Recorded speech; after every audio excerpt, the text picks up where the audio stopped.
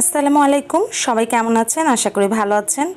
আজ আমি আপনাদেরকে ওয়াশিং মেশিন পরিষ্কার করে দেখাবো। আজকে আমি যে পদ্ধতিতে ওয়াশিং মেশিন পরিষ্কার করে দেখাবো, তারপর থেকে আপনারা ঘরেই ওয়াশিং মেশিন খুব সহজেই পরিষ্কার করতে পারবেন। দেখতে পাচ্ছেন ওয়াশিং মেশিনের ভিতরটা কাপড় ধোয়ার পর কতটা ময়লা কিন্তু হয়ে যায়। তো ওয়াশিং মেশিনটাও কিন্তু পরিষ্কার করা খুবই দরকার। তো আমি আজকে খুব সহজ পদ্ধতিতে আপনাদেরকে এই ওয়াশিং মেশিনটা পরিষ্কার করে দেখাবো। সবার প্রথমে আমি এখানে নিয়ে নিচ্ছি ভিনেগার বা সিরকা, হোয়াইট ভিনেগার অল্প একটু আমি চারপাশে একটু ছিটিয়ে দিলাম। তারপর এখানে একটা ভেসিন মাজার যে ব্রাশ, সেই ব্রাশটা দিয়ে আমি চারপাশটা ভালো করে একটু ঘষে নিচ্ছি। এক্সট্রা যে ময়লাগুলো সেগুলো কিন্তু আমি কল ছেড়ে দিলেও এই ময়লাগুলো যায় না, তাই একটু যদি ব্রাশ দিয়ে পরিষ্কার করা যায় খুব সহজেই কিন্তু ময়লাগুলো পরিষ্কার করে নেওয়া যায়। তো এবার আমি ওয়াশিং মেশিনের ভিতরের অংশটা পরিষ্কার করে নেব। আপনাদেরকে আজকে আমি পার্ট বাই পার্ট খুবই সহজভাবে ওয়াশিং মেশিন পরিষ্কার করে দেখাবো। আশা করি আপনারা অনেক বেশি উপকৃত হবেন। তো এই জিনিসটা দেখতে পাচ্ছেন যে কত বেশি ময়লা হয়ে যায়, কারণ এখানে কাপড় ধোয়ার পর ময়লাগুলো আটকে থাকে, তাই এটাও কিন্তু পরিষ্কার করা খুবই জরুরি। আমি একটা ব্রাশের ভেতরে সামান্য একটু ডিটারজেন্ট পাউডার নিয়ে এটা একটু ঘষে নিচ্ছি। ঘষলেই দেখবেন যে একদম পরিষ্কার হয়ে গিয়েছে। মূলত এই কাজটা কয়দিন পরপরই করতে হয়। প্রায় 10-12 বার কাপড় ধোয়ার পরই কিন্তু এখানে ময়লাগুলো আটকে থাকে। তারপর এভাবে করে আপনারা ওয়াশ করে নিতে পারেন। এবার ওয়াশিং মেশিনের ভেতরে যে কলটা আছে সেখানে আমি পানি ছেড়ে দিয়ে একটু ধুয়ে নিচ্ছি। ভালোভাবে আমি এটা পরিষ্কার করে নিয়েছি।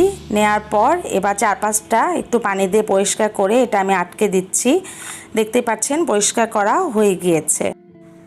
অনেকে আমরা কি করি, ওয়াশিং মেশিনটা দেখা যায় যে পানি আটকে যায় অনেক সময়। এই ময়লা যখন জমে যায় তখনই কিন্তু পানিটা আটকে যায়। তো আমরা করি কি, যাদের কাছে ওয়াশিং মেশিন কিনি তাদেরকে ডেকে এনে ওদের দিয়ে পরিষ্কার করাই, কিন্তু খুব সহজেই কিন্তু আপনারা ঘরে পরিষ্কার করতে পারবেন। এবার ভিতরের অংশটা আমি দেখাচ্ছি। এরকম একটা চাকু দিয়ে আমি উপরে পাটটা প্রথমে খুলে নিলাম, তারপর ব্রাশ দিয়ে চারপাশটা একটু ঘষে নিচ্ছি। দেখতেই পাচ্ছেন এই জায়গাগুলোতে কত বেশি কিন্তু ময়লা আটকে আছে। এবার আবার একটু পানি ছেড়ে আমি পরিষ্কার করে নিচ্ছি।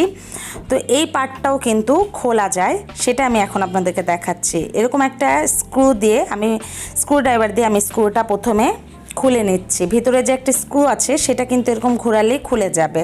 তো স্ক্রুটা আর সাথে একটা ছোট অংশ আছে, সেই দুটো আমি এখন রেখে দিচ্ছি। তারপর ভিতরে যে পার্টটা সেটা হালকা হাতে কিন্তু একটু ঘুরিয়ে উপর দিকে টান দিলে দেখবেন খুলে আসছে। এবার দেখেন যে কত ময়লা কিন্তু আটকে থাকে, সাথে একটা ক্লিপও আটকে গিয়েছে। অবশ্যই আমার কোনো ড্রেসের সাথে হয়তো ক্লিপটা ছিল এবং সেটা আটকে গিয়েছে। এতে করে কি হতো জানেন, কয়দিন পরে কিন্তু পানিটা আটকে যেত এবং মেশিনটা চলতো না, তখন আবার লোকদেরকে ডাকতে হতো।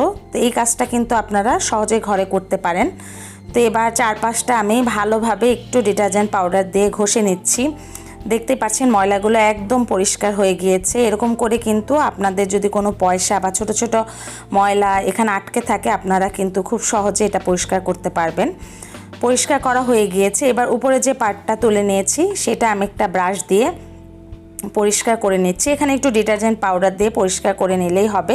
কেউ চাইলে বেকিং সোডা দিয়েও পরিষ্কার করে নিতে পারেন।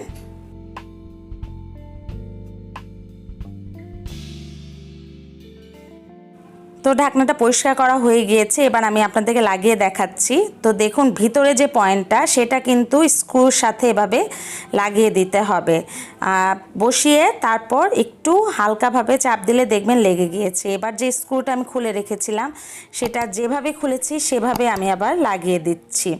এটা কিন্তু আমি কারো কাছ থেকে দেখিনি, আমি নিজেই এই জিনিসটা পরিষ্কার করে নেই নিজেই ঘরে। এতে আমারও অনেক উপকার হয় আর কাউকে ডাকতেও হয় না। তো স্ক্রুটা ভালোভাবে আমি টাইট করে লাগিয়ে দিলাম। এবার উপরে ঢাকনায় দেখবেন যে দুই পাশে দুইটা অংশ থাকে আর ভেতরেও দুইটা ফাঁকা জায়গা থাকে। তো এই ফাঁকা জায়গার সাথে অংশগুলো একটু চাপ দিলেই দেখবেন লেগে গিয়েছে।